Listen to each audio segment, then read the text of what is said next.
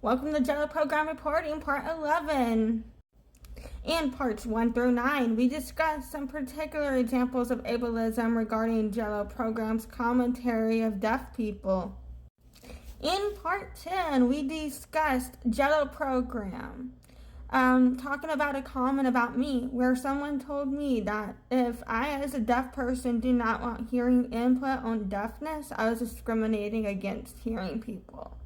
Jello Program also said in regards to that, that this was narrow-minded because she believed that, white people experience racism from black people. And in case you missed that comment, here's the clip. Well, Jennifer, it's been a while since we've seen you. How you been doing? Now that you've taken about a week or so off, here we go again. Now you're jumping into that community again. And now you're claiming racism. Oh, my goodness. You have no clue about what is being the conversation and the topic of that conversation that Mommy Star has started. So I suggest sitting back, learning, not saying anything. So, enjoy.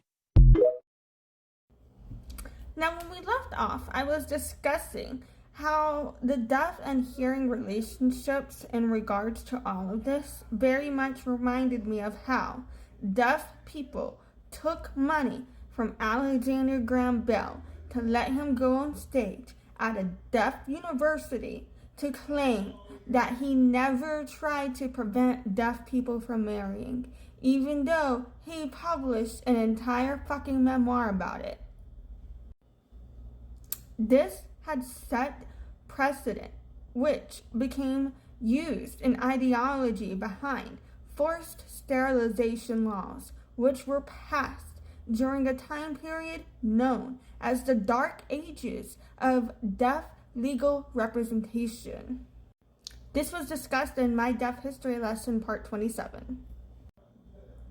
These events show the historical precedent and pattern of how, when hearing people hold their authority equal to or above a deaf person's on deafness, it leads to oppression.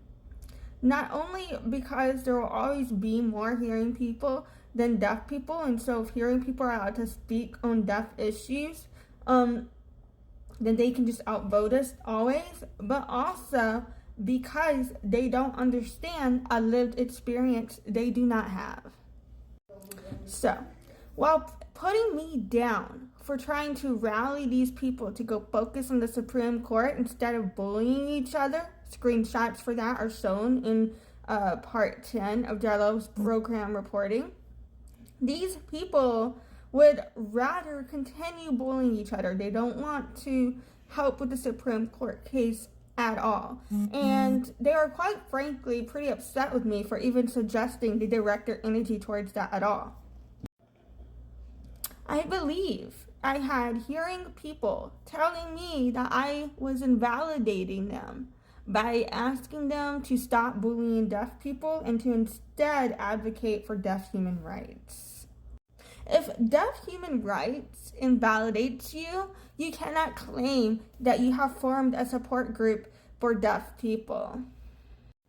If your support group is targeted at a deaf person where you are allowing hearing people to hate on a deaf person regarding deaf issues, then you cannot claim that you have a support group.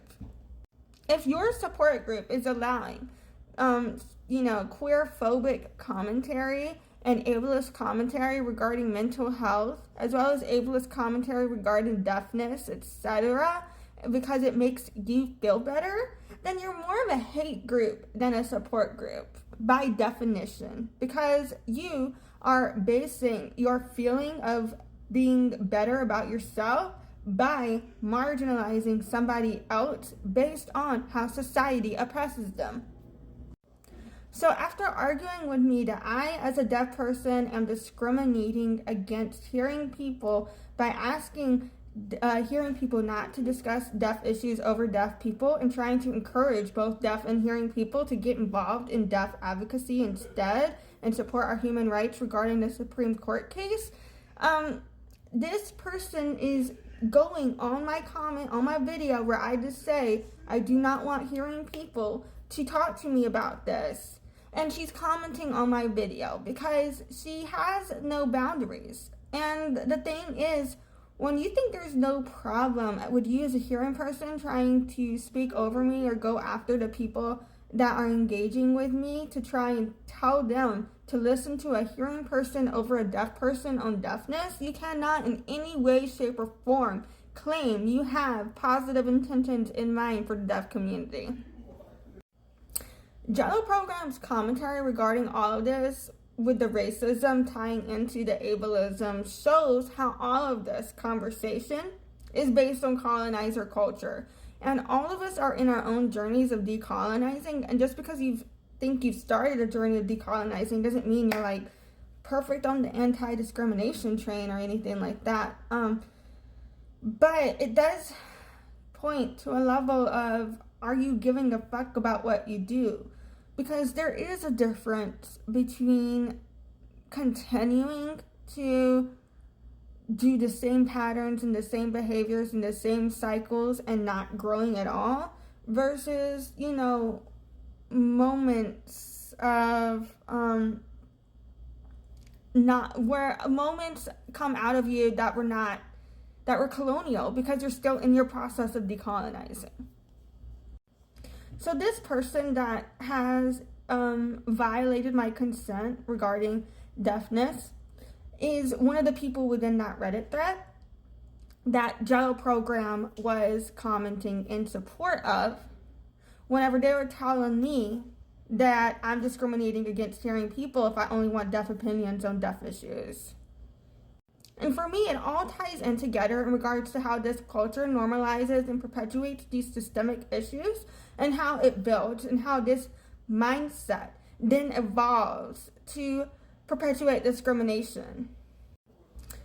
I have been informed that allegedly this commenter is a hearing person who failed their interpretation test, so they are not certified as an interpreter because they failed that. They are still gigging as a freelance interpreter even though they are not qualified to interpret, and they are abusing their power by going after deaf people, discriminating against deaf people. And I believe it's an abuse of power because they control access in society through interpretation. And so to be in charge of the deaf people's access in society while using that power to shut down deaf people is abuse. Taking interpretation jobs when you have failed your exam allegedly and you are not qualified because you failed is extremely harmful to deaf people who need access. So, not only is this person not deaf, so they're not qualified to speak on deafness, they're not qualified as an interpreter to work in the deaf community. They literally have no qualifications or experience to discuss this. So I have no clue what they think someone is going to get out of messaging her beyond discrimination, because that's all she perpetuates. And it is obvious within the culture and how they support each other and snowball. And in our community, we do call each other out. Like, Moo Star called out Tom for racism. And guess what? Moo Star is defending Tom now. You know why? Because Moo Star is such a kind heart. She's not going to let someone be ableist just because that person was racist against her. You know that? That's how kind of a heart she has. Because she sees intersectionality and she sees how harmful it is. And that's what this group is so toxic. And that's why I've been doing these Jello Program reporting series, because this culture of trolling people, going after people, it has to stop. When does it end?